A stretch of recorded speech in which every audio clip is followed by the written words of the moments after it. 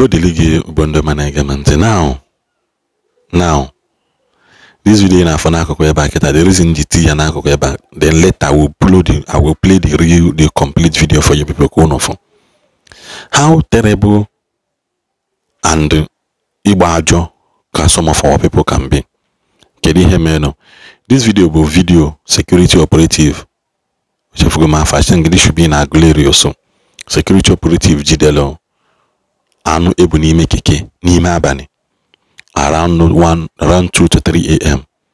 ka ejide anu ebu n'ime keke ejide ha gwe na ajụ ha jụrụ sị na o gịnị mee kedu ebe unu bụ ihe anwụrụ anwụ eje ha si no business ana-eme that no nwebugo mgbe ha gafee before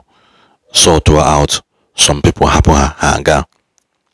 that no ya ha na-emelibo gịnị na-ese na ha na-eji meet eze nwaanyị na-alụ ndị mmadụ ọlụ alụchala ndị mmadụ ọlụ gbucha dị efi na ewu ma ndị ha takwakpi na mmiri ọnwụ na ha pụta ha ibuli ya n'abalị jeje lesizia ndị na-egbu anụ jebuli ya lesia ndị na-egbu anụ. Now have you seen the reason why kidney problem ji kalia na Igbo anyị, liver problem ji kalia? Because na when agbanara ajọ mmadụ agbakwula ajọ mmụọ, agbanara ajọ mmụọ agbakwula ajọ mmadụ. How wicked can some of our people be? Ile anụ nwụrụ anwụ don't know me abụrụ nke eji chụọ aja. I don't know kekede. Sometimes I begins to reason ya n'isi m na-asị onwe ihe mee nọ. How did we arrive here?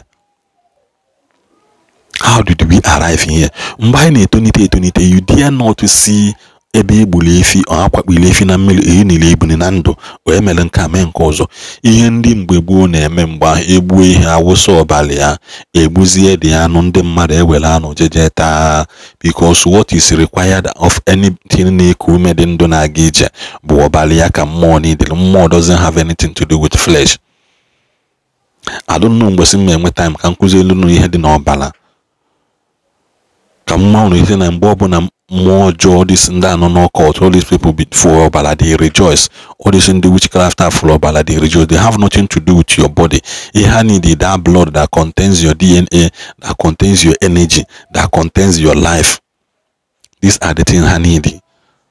and they can look through your blood and decide this no are the great, because that blood contains you. They likewise animals. Ndị baye ikewo bi na-eme ndị Igbo bụ unu, ndị Igbo ibe gị ụdị ha anụ nwụrụ anwụ eze nwaanyị for that matter. So if Soludo started kicking against these people, can that man apata na asị na ọ dị against Igbo tradition? No. Soludo is speaking out to those evil ones no n'ime that is hiding behind Igbo tradition. Do you know the life and the impact and the damages you can cause to the life of people by ilesi ihe nwụrụ anwụ? That in anwụna egbupụrụ ọbala ya dị ya na-arụ olekasịcha fụọsi n'isi isi ọbala ahụ dị ya na-arụ bachazia na part of the meat ọ ya bụ ị na-efelizi na eme enjoyment, iwelezi ego gị na-egotekwa ihe ya egbu gị, iwele ego gị na-egote ihe na-egbu gị. Anyị ekwuzi nke ndị na-eli anụ mmadụ in this obodo anyị nwanyị nọ today. Enwe video n'nso nkwamelo mgba a lady escape n'aka ndị kidnappers says that na enwere ndị na-abịa echi eki ka amalụ na anụ nke ọ dịkwa mma ka ọnụ that na ha egbue mmadụ ebekasịa mmadụ tii ya na kula bujechalụ some of these top people na-eli anụ mmadụ. So na in our midst today na anyị Igbo anyị na enwe cannibals ndị na-eli anụ mmadụ,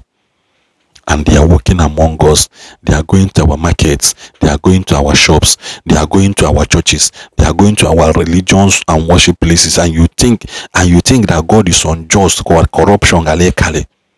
because even us as a human being, we have corrupted ourselves and our mindset. Nenezi na the interview I guarantee her gonna wear phone in her haku no God. Oh yeah, go ahead. Can you tell me like 3 weeks ago?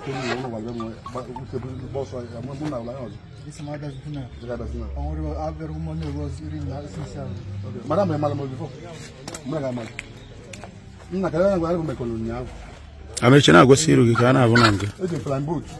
wa chu no so le uno kare niko na nyaba aiwa uno fa no gwa bi uno sala wa nyaba ndi so nyaba bo iso no o bo le to mili o ya ni bo si ni to mili na ha uno nyaba ma uno nyaba kare ni gwa kare ni nyaba ba no se balono mo asuma treva na no sun di security ba buto kamal be bunso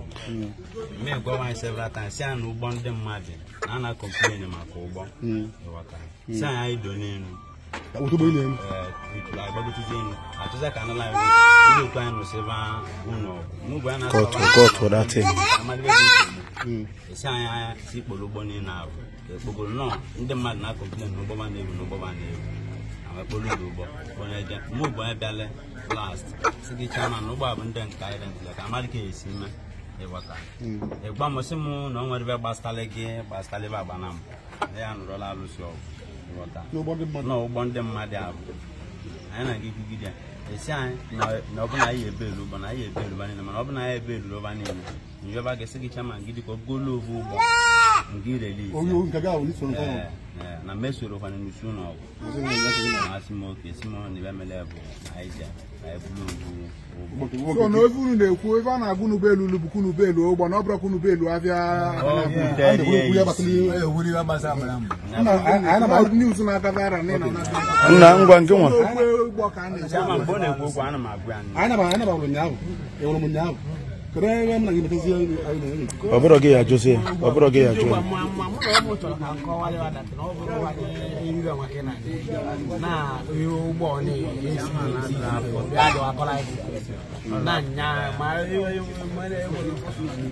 na-ege ntị o nwere ebe nchọrọ ka m gwa gị hold on ịma na mmebi aba mmadụ na-adị kekereke ịma na iwe ikwulu bụ na ndị security ever before mụnwa bụ okota abịa na ikwulu na ndị security jidere ụnụ n'ụnụ kwụrụ ụgwọ hold on wait chelo mechie ọnụ gị chelo wait ebe eji unu n'ime mmweri kedu taa ma eji jide unu ebe a eji unu na mmweri kedu taa ma eji jide unu kedu time okay ụtụtụ onwe ejidele gị na mmweri mbịala akpọrọ m nwe bịa kedu iwe ikwulu chele ka mbịa hold on achọrọ m ka iwe adị clear to avoid ndị mmadụ na-akpa ya ma echi na social media kịta na-ekwu na mechi elulu na ndị na-abịa na-ezu ori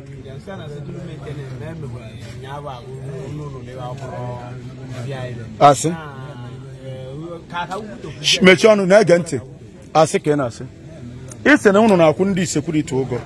wee sị gị na ya agbalị m sekuriti ụnụ na-akwụ ụgwọ nwee na-agafe wee sị gị kpọọlụ m ava ndị sekuriti ị na-ana ego ọ dị na vidiyo kịta mmesị m replay ya